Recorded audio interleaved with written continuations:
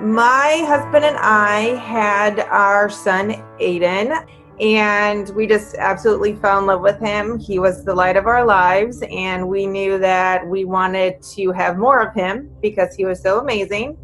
So we started trying to have more kids, and it took us quite a while. So after 3.5 years, we finally got pregnant. So we were planning on telling our family around my mother's birthday, because then it would be around that 13-week mark where everything was supposed to be good and everything.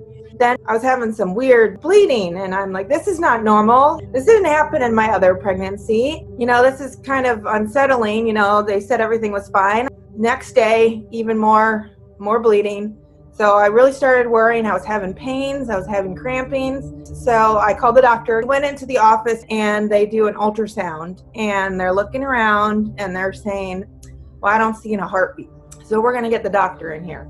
So the doctor comes in and he tells us that we were having what was called an ectopic pregnancy, which means that the baby was implanted in the fallopian tubes instead of in the uterus where the baby should have been. So I was thinking, okay, just move the baby, but that's not what you can do. So they said, I'm sorry, but we're going to have to schedule surgery, and that's what we're going to have to do.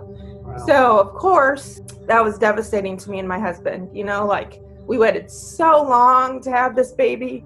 We couldn't tell anybody about what was going on. It was really, really hard because this was what we had hoped to do. We were a week away from letting everybody know, having a picture of the baby, of the heartbeat, the whole 9 yards. And then our world just got turned around. And instead of a picture, we were going in for surgery. And it just came crashing down on us. Every hope that we had, every dream we had of bringing this new baby was now not going to happen.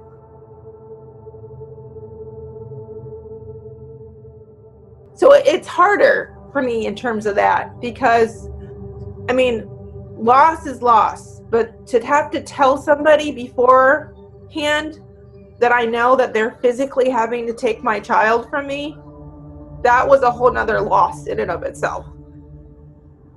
Sorry, so I'm going to cry again. So that for me was probably the hardest part, was that I had to verbally tell them that I'm allowing them to take my child away.